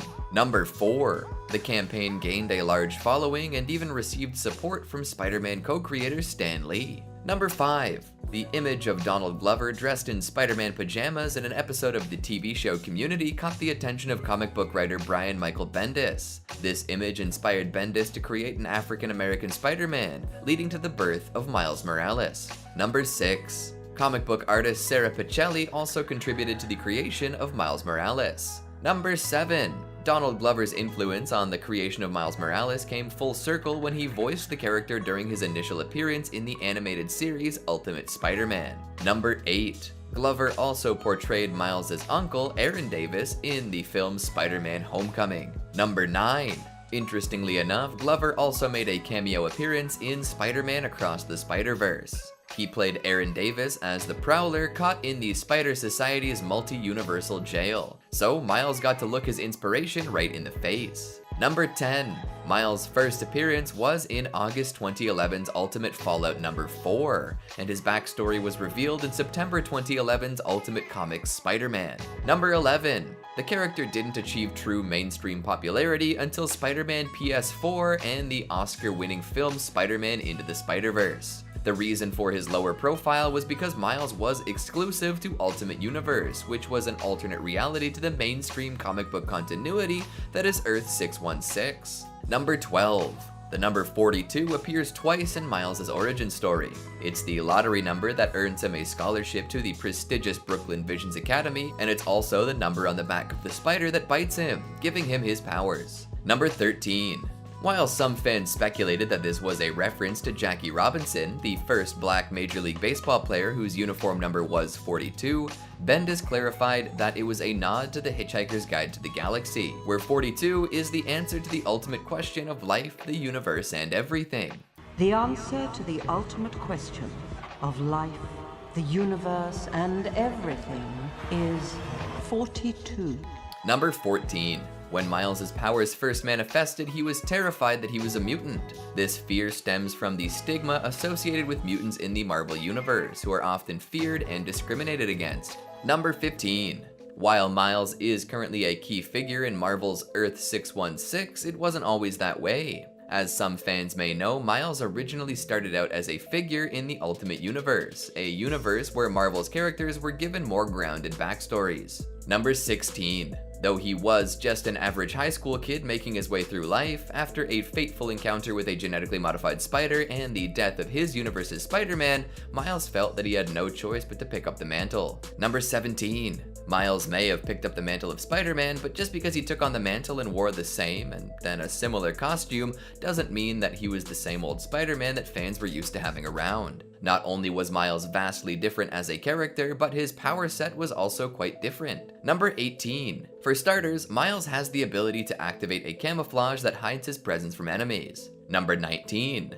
Alongside that, Miles also has an enhanced spider sense and bioelectric charges he could release, which he deemed his Venom Blasts. Number 20. Though Miles has a whole plethora of powers that the original Spider-Man never had, there is perhaps one that stands above the rest: immortality. Number 21. Though it has not been strictly confirmed or denied, it has been hinted that because Miles' body was altered by the Oz formula, he, in theory, has become immortal. Number 22. Miles' Venom Strike, one of his unique powers, manifests itself a few seconds after it's implemented. According to Bendis, the sensation of being hit by the Venom Strike is comparable to the feeling of being kicked in the testicles. Ouch. Number 23. He can also put out a Mega Venom Blast, which is able to knock back big groups of adversaries and can destroy ropes and chains. This does sort of wear him out though. Number 24. Miles can also put his Venom powers into a beam of sorts, kind of like a concussive laser. Number 25. Coolest of all, he has been known to make constructs out of bioelectricity. He was able to make a sword out of it and actually use it like an energy sword. Master Chief who? Number 26. The Peter Parker of Earth 616, the main continuity in the Marvel Universe, finds Miles' black and red costume cooler than his own. Which is your favorite? Number 27. The black and red costume was initially a Halloween costume that Miles modified. Number 28. Miles was just 13 years old when he became Spider-Man, making him one of the youngest superheroes in the Marvel Universe. By the time he was displaced to the main Marvel Universe, he was almost 17. Number 29. Like many teenagers, Miles has had his fair share of crushes. He's had feelings for Stature, Marvel Girl, and Miss Marvel, showing that even superheroes aren't immune to the complexities of teenage romance. In fact, they might be more vulnerable to it. Number 30. Miles has had an official girlfriend too. He dated Catherine Katie Bishop and they got pretty close. Number 31. Unfortunately, Katie's parents are secret Hydra agents, and Katie herself was kind of freaked out when Miles told her he was Spider-Man. Number 32. Katie would eventually go on to become a version of Hawkeye, which puts Miles in a strange position when it comes to his dating history. Number 33. Funny enough, this whole universe ended as a long-term consequence of this at the end of Secret Wars. Number 34. Another time, while dating Barbara Rodriguez, Miles almost had his identity revealed. Barbara knew he was hiding something and thus they broke up. She didn't actually find out and the two remained pretty amiable. Number 35. The Earth 616 version of Miles Morales was originally going to appear in the comic series Spider-Man, and he would have become a supporting character in Amazing Spider-Man. However, these plans were changed and the character's introduction was delayed. Number 36. Miles' favorite subject in school is math. You go, Miles. Do those equations. Number 37. Before settling on the name Spider-Man, Miles considered several other aliases, including Night Spider, Kid Arachnid, and Webman. Number 38. Miles has written fan fiction about himself, but let's be honest, who hasn't? Number 39. Miles is a member of the Forum's social media network. Even superheroes need to stay connected. Number 40. Miles also has an Instagram account and follows Kenneth Kingston. Number 41. In Arabic media, Miles is known as the Second Spider. Number 42. Before the events of Absolute Carnage, writer Donny Cates had planned for Miles to succeed Eddie Brock as the next host of the Venom symbiote. This plan was ultimately changed, but it shows the potential directions for Miles' character development. Number 43. During the events of Absolute Carnage, the villain Carnage deemed Miles less tragic than Peter Parker. I guess that's a compliment. Number 44. Though Carnage and Cletus Cassidy had long been removed from Miles' life, when the Grendel symbiote began its quest to free Null, Miles was caught in the crossfire. While attempting to save Matt Gargar from the Grendel symbiote, Miles happened to become bonded to it, making him a slave to its will. Number 45.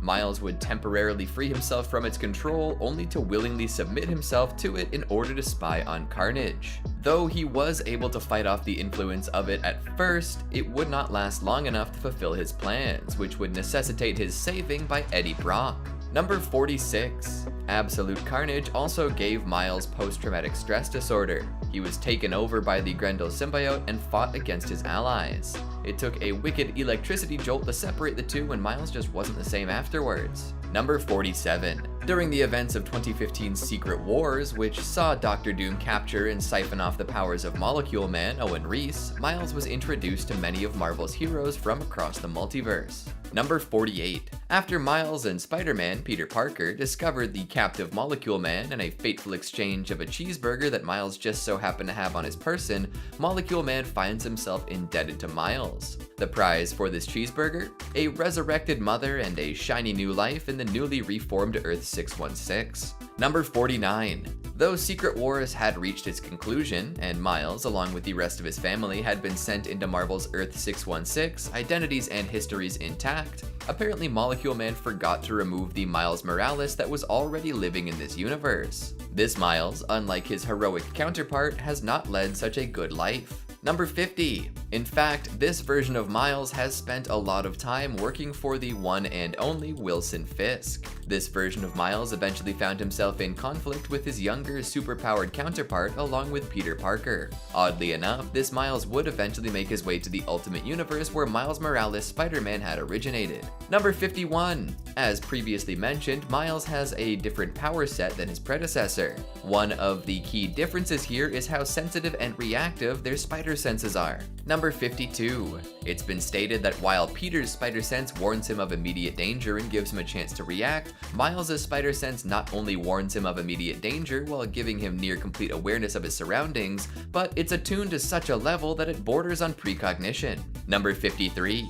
Another one of the big enhancements that Miles has when compared to Peter is that of his organic webbing. Miles creates a thread of energy which has the same tensile strength as his web fluid. This thread of energy can also be used to deliver a shock to his enemies via his Venom Blast. So not only does Miles have organic webbing, but it's also electric webbing. Nice. Number 54. Of course, as Spider-Man, Miles has superhuman strength. Sure, he doesn't look too beefy, but he can lift at least 10 tons. Number 55. This strength has also allowed him to jump the height of several stories in one bound.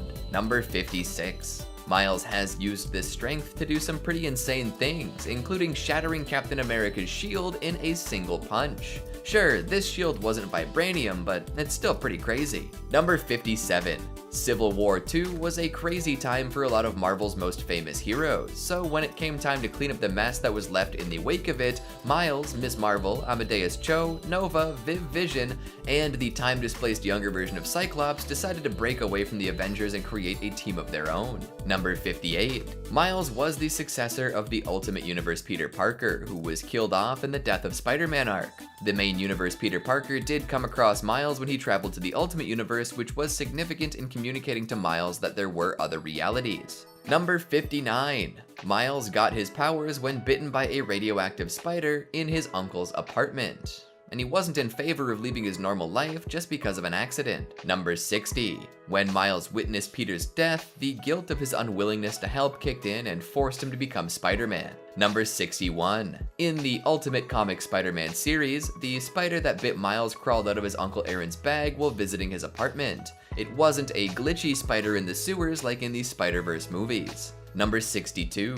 Again, this spider is marked with the number 42. In the comics, that spider is from Osborn Industries, and in the Spider-Verse movies, the spider comes from Alchemax. Number 63. Miles has been a popular character due to his being a representation of multiple backgrounds. He's Afro-Latino, being the son of Jefferson Davis and Rio Morales. This makes him one of the few biracial leading superheroes out there. It's also interesting to note that he isn't known as Miles Davis. Do you like jazz? Number 64. Miles carries his mother's surname as his own, although it's hard to ascertain why that is in the Spider-Man PS4 universe and in the Spider-Verse movies. The comics, however, showed a rather fragile relationship between Miles and his father, which led to him taking his mother's name. But the game universe had Jefferson as a great parent, and they do get along in the Spider-Verse movies. Number 65. In fact, in the comics, his dad full-out disowns him. He's a man of strict moral convictions after all, and can't have a vigilante son.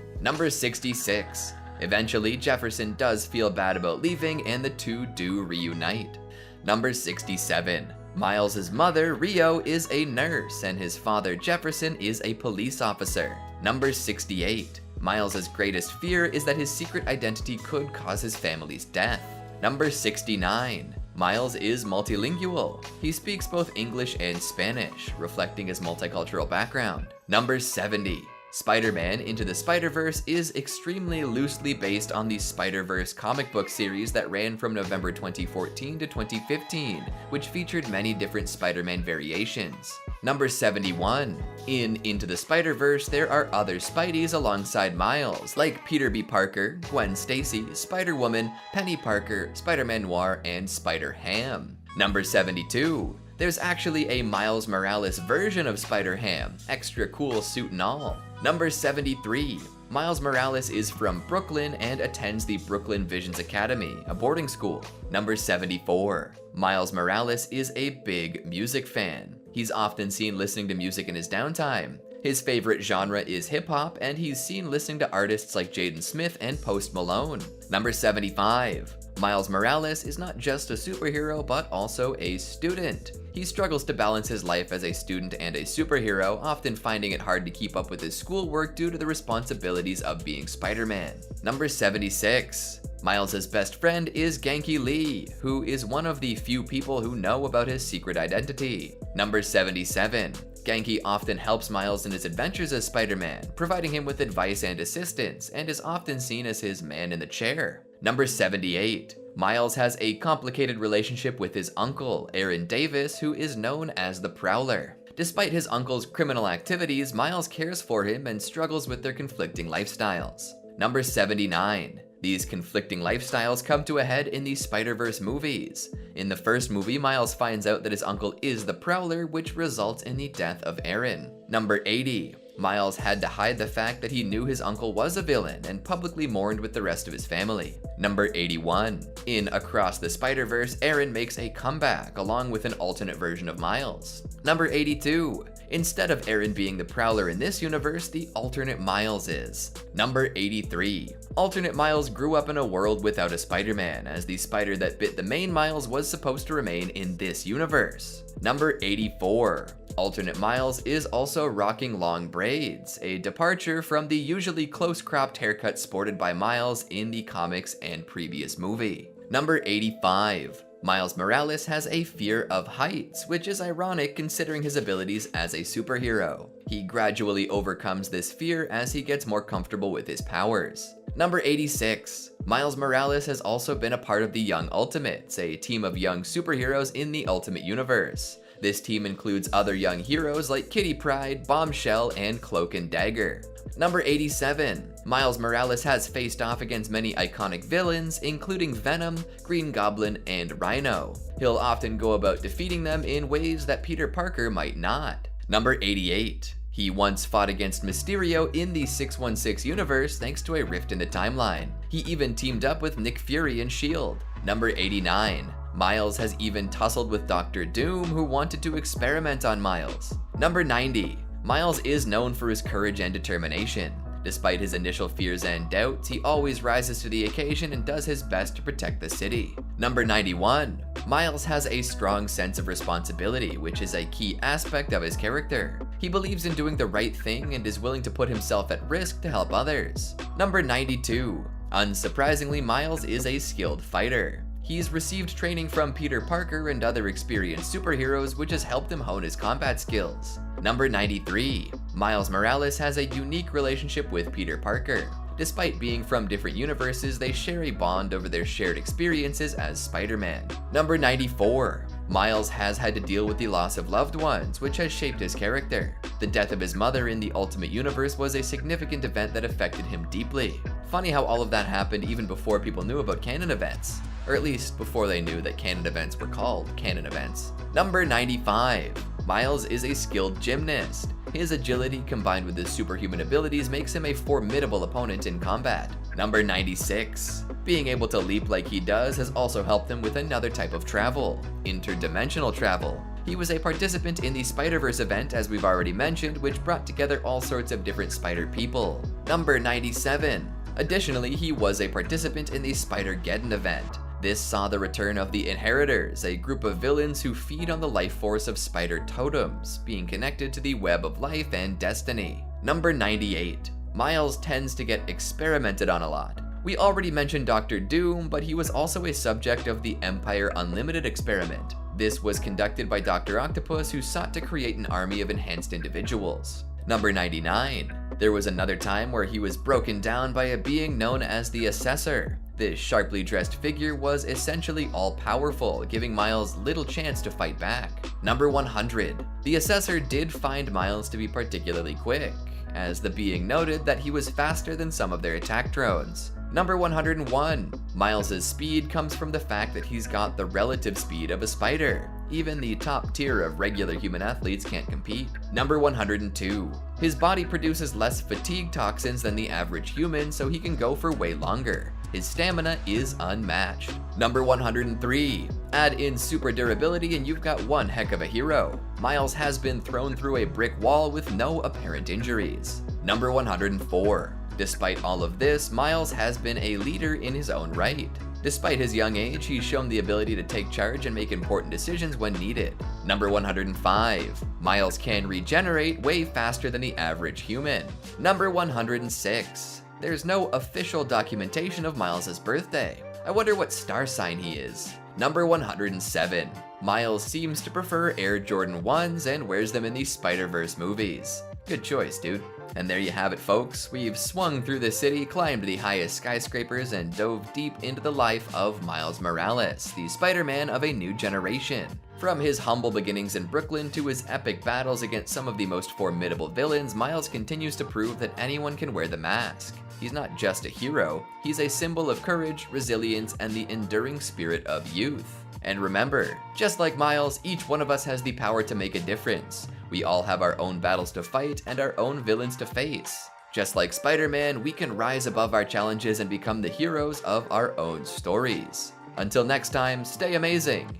That's all, folks. Every piece of Spider-Verse knowledge we could find all in one place. So, what'd you think? Do you prefer into or across? What's your favorite Spidey variant? Is Miguel really a villain, or is he just a guy trying to hold the whole Spider-Verse together? Make sure you let me know down in the comments and subscribe to ChannelFrederator for more like this. Thanks for watching, and remember, Frederator loves you.